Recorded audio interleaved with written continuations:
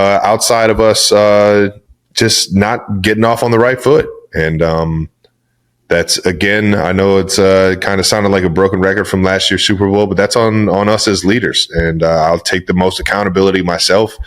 I wasn't ready that first drive. I ran into one of my guys and offed him out of the game. I literally took one of my players out. That's one of the most frustrating parts, and it's hard to get your juices back going knowing you just hurt a guy. Yeah. It's just it's a frustrating way to start off the season, it's a frustrating way to start off the game. But you could take some good from that second half, but at the end of the day, man, we just got to be able to win up front, be accountable on the back end, and be able to, start fast and finish stronger, man. Dear viewers, sometimes in sports, it's not just about the touchdowns, not just about the victories, not even about the highlight reels we replay 1,000 times. Sometimes it is about something deeper, something that cannot be measured by stats or by numbers on a scoreboard. It is about character. It is about leadership. It is about standing up when things fall apart. And that, dear viewers, is exactly what Travis Kelce showed us last week. Now, let's set the stage. It was Wednesday. The latest session of the New Heights podcast with his brother Jason Kelce had just dropped, a session that fans all over the world look forward to every single week. And trust me, this one was not only lively. It was emotional. It was personal. It was filled with humor, with honesty, and above all, with an example of leadership that deserves to be remembered. Because last week, in what was easily one of the most disastrous games for the team, Travis collided with his own teammate, Xavier. Yes, you heard that right. He collided with his teammate.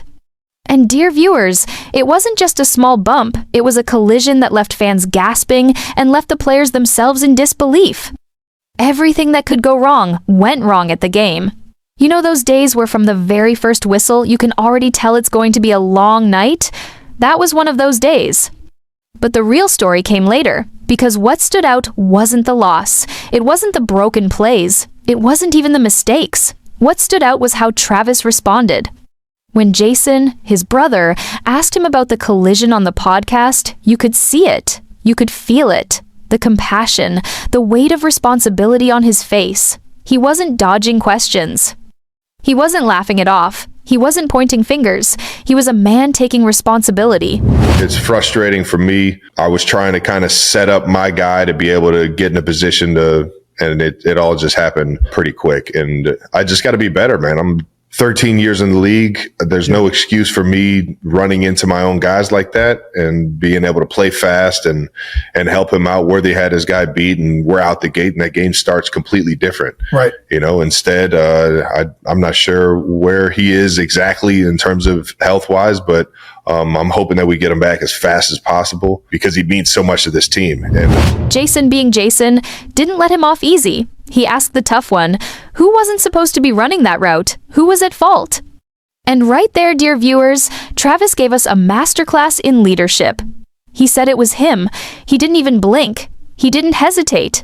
He put the blame squarely on his own shoulders. And then, instead of dragging Xavier down, he lifted him up. He praised him. He called him fast. He called him hardworking. He even said he's a big fan of Xavier. Can you imagine that? You brought up the Worthy play, and I think that's the one that was the most jarring early on. For those of you that haven't seen it, we have a clip here.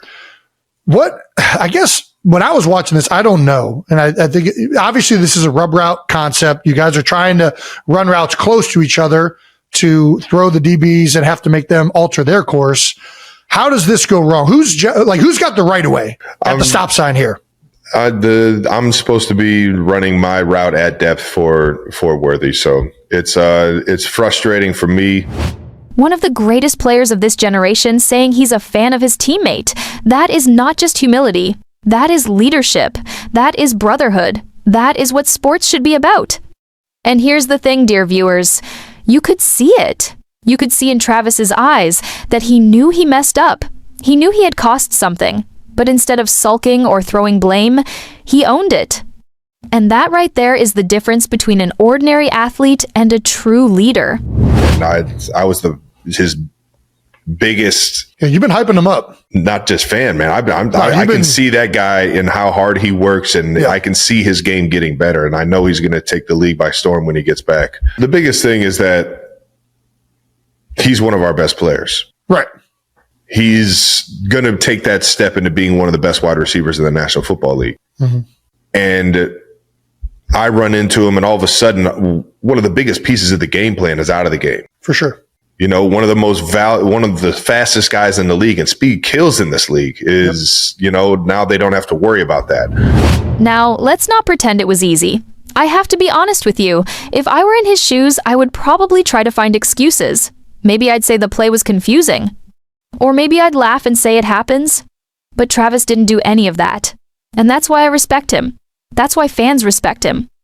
And then, of course, there was the whole Teair Tart situation. Oh yes, you all remember the slap. Some people wanted a fiery response. Some people wanted Travis to go off. But what did he do? Nothing. Absolutely nothing. He completely ignored it. And dear viewers, that was genius. Because the best way to respond to cheap drama is no response at all. You don't give a spotlight to someone who doesn't deserve it. You don't elevate noise. You silence it with dignity. And that's exactly what he did. Now, the Wednesday podcast wasn't just about mistakes and drama. It was filled with laughter. Jason, as always, kept things lively. The brothers joked, they teased, they shared personal stories. And that balance, serious accountability, mixed with humor, is what makes New Heights such a special platform. You walk away entertained, but you also walk away with lessons about life.